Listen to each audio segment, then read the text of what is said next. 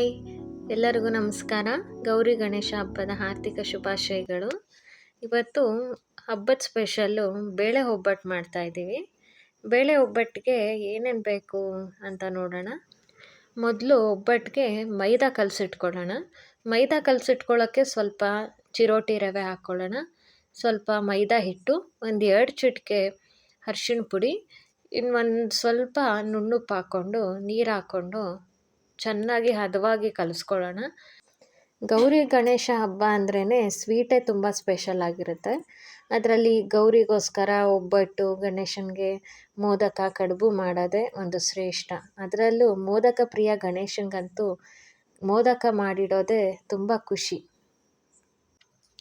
ಮೈದಾನ ಚೆನ್ನಾಗಿ ಹದವಾಗಿ ಕಲಿಸ್ಕೊಂಡಾದ್ಮೇಲೆ ಬೇಳೆಗೆ ಸ್ವಲ್ಪ ಗಸಗಸೆ, ಏಲಕ್ಕಿ ಹಾಕ್ಕೊಂಡು ಪುಡಿ ಮಾಡ್ಕೊಳ್ಳೋಣ. ಅದು ಸ್ವಲ್ಪ ನುಣ್ಣಗಾಗಬೇಕು ಅಂದರೆ ಜೊತೆಗೆ ಸ್ವಲ್ಪ ಸಕ್ಕರೆ ಹಾಕ್ಕೊಂಡ್ರೆ ತುಂಬ ಪುಡಿ ನುಣ್ಣಗೆ ಬರುತ್ತೆ.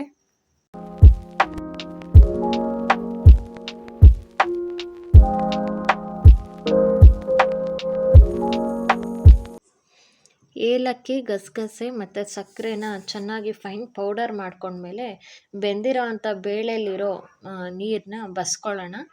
ಬಸ್ಕೊಂಡ್ಮೇಲೆ ಬೇಳೆ ಏನಿರುತ್ತೆ ಅದಕ್ಕೆ ತುರಿದಿರೋ ಅಂಥ ತೆಂಗಿನಕಾಯಿ, ಸ್ವಲ್ಪ ಪುಡಿ ಮಾಡಿಟ್ಕೊಂಡಿರೋ ಅಂಥ ಬೆಲ್ಲ, ರುಚಿಗೆ ಎಷ್ಟು ಬೇಕೋ ಅಷ್ಟು, ಆಮೇಲೆ ಈ ಪೌಡರ್ ಏನು ಮಾಡ್ಕೊಂಡಿದ್ವಿ ಏಲಕ್ಕಿ, ಸಕ್ಕರೆ ಮತ್ತು ಗಸಗಸೆ ಎಲ್ಲ ಹಾಕಿ ಬೆಲ್ಲ ಕರಗೋವರೆಗೂ ಚೆನ್ನಾಗಿ ಬೇಯಿಸ್ಕೊಳ್ಳೋಣ.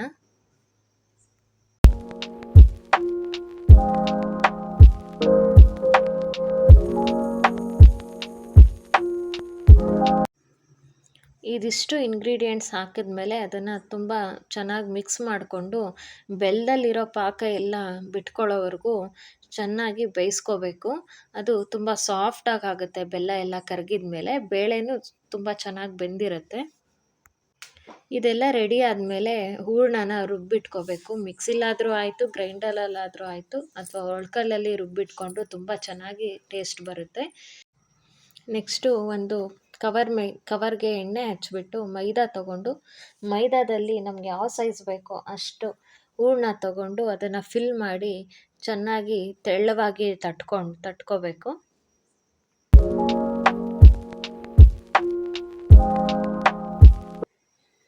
ಮೇಲೆ ಮತ್ತೊಂದು ಕವರ್ ಹಾಕ್ಕೊಂಡು ತಟ್ಟೋದ್ರಿಂದ ಮೈದಾನು ನಮ್ಮ ಕೈಗೆ ಅಂಟೋದಿಲ್ಲ, ತುಂಬ ತೆಳುವಾಗಿ ಚೆನ್ನಾಗಿ ಬರುತ್ತೆ.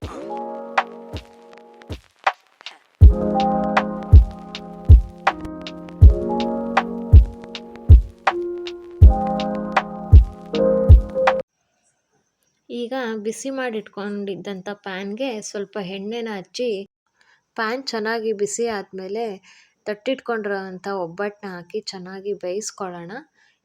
ಈಗ ಸಿಹಿಯಾದ ರುಚಿಯಾದ ಒಬ್ಬಟ್ಟು ರೆಡಿಯಾಗಿದೆ. ಈಗ ಮೋದಕ ಮಾಡೋದು ಹೇಗೆ ಅಂತ ನೋಡೋಣ. ಒಂದು ಪಾತ್ರೆಯಲ್ಲಿ ನೀರನ್ನ ಚೆನ್ನಾಗಿ ಮಳ್ಳಿಸ್ಕೊಳ್ಳೋಣ. ಮಳ್ಳಿರೋ ಅಂಥ ನೀರಿಗೆ ಅಕ್ಕಿ ಹಿಟ್ಟನ್ನು ಹಾಕೋಣ. ಈಗ ರಾಗಿ ಮುದ್ದೆ ಮಾಡ್ತೀವಲ್ಲ ಅದೇ ಹದದಲ್ಲಿ ಮಾಡ್ಕೋಬೇಕು. 1-2 ಚಿಟಿಕೆಯಷ್ಟು ಉಪ್ಪನ್ನು ಹಾಕ್ಕೊಳ್ಳೋಣ. ಹಾಕ್ಕೊಂಡು ಚೆನ್ನಾಗಿ ಕುದಿಸ್ಕೋಬೇಕು. ಗೌರಿ ಗಣೇಶ ಹಬ್ಬದಲ್ಲಿ ಗಣೇಶನಿಗೆ ಮೇಯ್ನ್ ನೈವೇದ್ಯನೇ ಮೋದಕ. ಮೋದಕ ಪ್ರಿಯ ಗಣಪಂಗೆ ಮೋದಕ ಮಾಡೋದು ಹೇಗೆ ಅಂತ ನೋಡೋಣ. ಅಕ್ಕಿ ಹಿಟ್ಟು ಚೆನ್ನಾಗಿ ಕುದಿ ಬಂದಮೇಲೆ ಒಂದು ಮುದ್ದೆ ಕೋಲು ತೊಗೊಂಡು ಚೆನ್ನಾಗಿ ನಾದ್ಕೋಬೇಕು. ಯಾವುದೇ ರೀತಿ ಗಂಟಿಲ್ಲದೆ ಇರೋ ಹಾಗೆ ಚೆನ್ನಾಗಿ ಸಾಫ್ಟಾಗಿ ನಾದ್ಕೊಂಡ್ರೆ ಮೋದಕ ಮಾಡೋದಕ್ಕೆ ಅಕ್ಕಿ ಹಿಟ್ಟು ರೆಡಿ ಆಗುತ್ತೆ.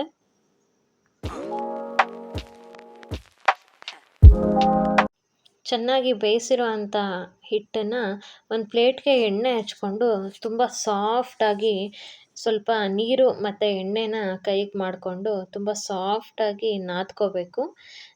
ನಾದ್ಕೊಂಡಿದ್ದ ನಂತರ ಸ್ವಲ್ಪನೇ ಹಿಟ್ಟನ್ನು ತಗೊಂಡು ರೌಂಡಾಗಿ ಸ್ಟಫಿಂಗ್ ಇಡೋದಕ್ಕೆ ರೆಡಿ ಮಾಡ್ಕೋಬೇಕು. ಮೋದಕ ಮಾಡೋ ಮೌಲ್ಡ್ ಇಲ್ಲ ಅಂದ್ರೂ ಈ ಥರ ಬಟ್ಲು ಆಕಾರದಲ್ಲಿ ಮಾಡಿಕೊಂಡ್ರೆ ಸ್ಟಫಿಂಗ್ ಇಡೋದಕ್ಕೆ ಸರಿ ಹೋಗುತ್ತೆ. ನಾವಿಲ್ಲಿ ಒಬ್ಬಟ್ಟಿಗೆ ಏನು ಹೂರಣ ಮಾಡ್ಕೊಂಡಿದ್ವಿ, ಬೇಳೆ ಹೂರಣ, ಅದನ್ನು ಇಟ್ಕೊಂಡು ಸ್ಟಫಿಂಗ್ ಮಾಡ್ತಾಯಿದ್ದೀವಿ.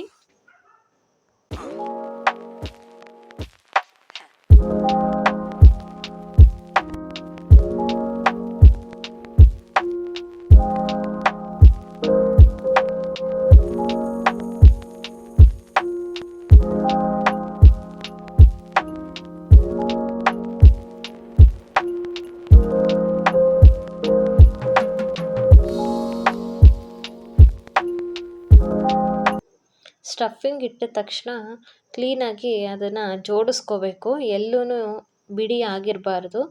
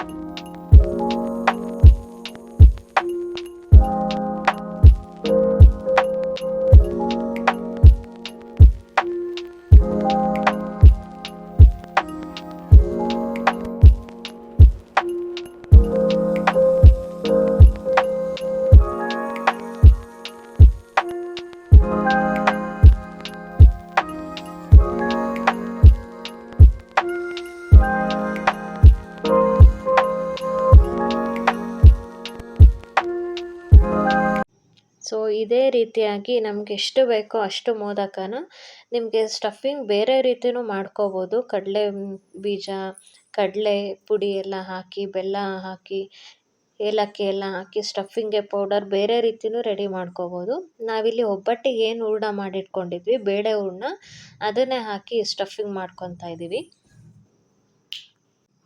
ನೀವು ಸ್ಟಫಿಂಗ್ ಪೌಡರೇ ಇಟ್ಟು ಮಾಡ್ತೀವಿ ಅನ್ನೋದಾದರೆ, ನಾವು ಲಾಸ್ಟ್ ವಿಡಿಯೋದಲ್ಲಿ, ಕರ್ಜಿಕಾಯಿ ವಿಡಿಯೋದಲ್ಲಿ ಸ್ಟಫಿಂಗ್ ಪೌಡರ್ ಮಾಡೋದು ಹೇಗೆ ಅಂತ ಹಾಕಿದ್ದೀನಿ, ಡಿಸ್ಕ್ರಿಪ್ಷನಲ್ಲಿ ಇರುತ್ತೆ. ಬೇಕಂದರೆ ಲಿಂಕ್ನ ಡಿಸ್ಕ್ರಿಪ್ಷನ್ ಬಾಕ್ಸಲ್ಲಿ ಅಪ್ಲೋಡ್ ಮಾಡಿರ್ತೀವಿ, ನೀವು ಹೋಗಿ ಚೆಕ್ ಮಾಡ್ಬೋದು.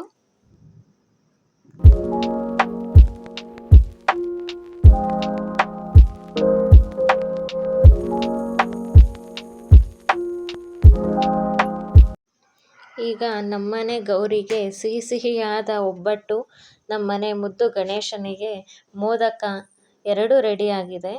ಈಗ ಪೂಜೆಯ ಸಮಯ, ಎರಡೂ ನೈವೇದ್ಯನೂ ದೇವರಿಗೆ ಅರ್ಪಿಸಿ ಪೂಜೆ ಮಾಡುವಂಥ ಸಮಯ.